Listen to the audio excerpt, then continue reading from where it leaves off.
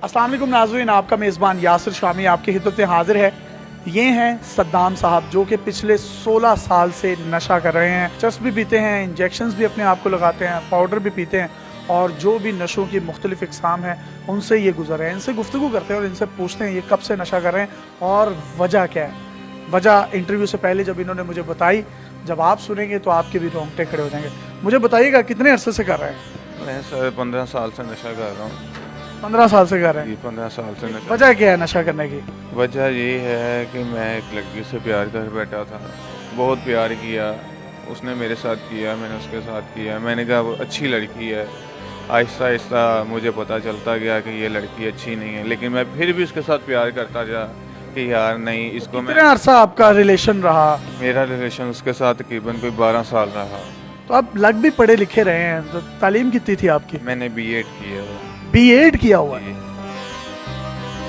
तो जो लड़की थी आपको पता कैसे चला कि ये ठीक नहीं है? वो इस तरह पता चला कि मैं फ़ोन करता था उसको, काफ़ी मेरा 24 घंटे फ़ोन चलता था, उसके साथ बातचीत होती थी। बीच में ऐसे होता था 2-2 3-3 घंटे फ़ोन वेटिंग पे रहता था। तो मैं उसको कहता था वेटिंग पे क्यों है? वो कहती मैं काम कर रही हूँ, घर के ये है वो है फलाना है ठीक है ऐसे ऐसे।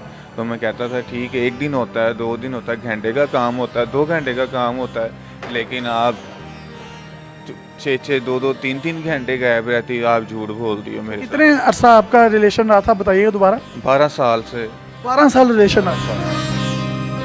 तो उन 12 सालों में आप फिजिकल भी हुए? नहीं कभी। क्यों, क्या ख्याल था आपके माइंड में? मेरा कोई माइंड बिल्कुल साफ था, ऐसा कोई मसला नहीं था, मुझसे गलत कोई नहीं था, बिल्कुल ज़्यादा साफ था मेरा कि मैं उसके साथ शादी करना चाहता था। निकाह करना चाहते थे? करना चाहता था मैं यानी उसके। कि ये तो बड़ी आपने पाकीज़ा सी मोहब्बत की। मैं उसके साथ निकाह करना था, निकाह करके मैं उसके साथ जो भी करना चाहता था। उससे वालिदैन? पहले नहीं। अच्छा, निकाह से पहले नहीं करना चाहते थे, अभी भी ये नशे में है।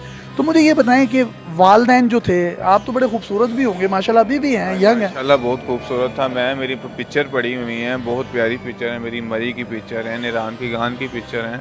ये नशे ने, उसके पीछे मुझे, इस नशे ने मुझे रोल दिया।